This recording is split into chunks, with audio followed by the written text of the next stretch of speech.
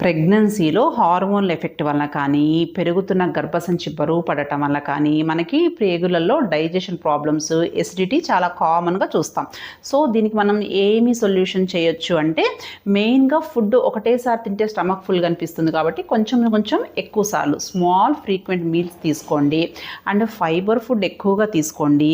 Spicy foods, బాగా fried foods, junk foods అనేది avoid చేసేసేయండి. మెయిన్‌గా కూల్ డ్రింక్స్, టీ, కాఫీ తీసుకోకండి.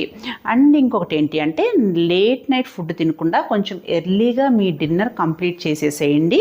తిన్న తర్వాత 10 మినిట్స్ వాక్ చేయండి. అండ్ మీకు గ్యాస్ట్రైటిస్ ప్రాబ్లం ఉన్నప్పుడు టోటల్గా ఫ్లాట్గా పడుకోకుండా మడత కుర్చీలాగా ఉండేటట్టు 45 డిగ్రీస్ యాంగిల్లో పడుకోవడానికి ప్రిఫర్ చేయండి. సో ఈ జాగ్రత్తలు తీసుకుంటే ఆటోమేటిక్గా మీ గ్యాస్ట్రైటిస్ సమస్య చాలా వరకు తగ్గుతుంది.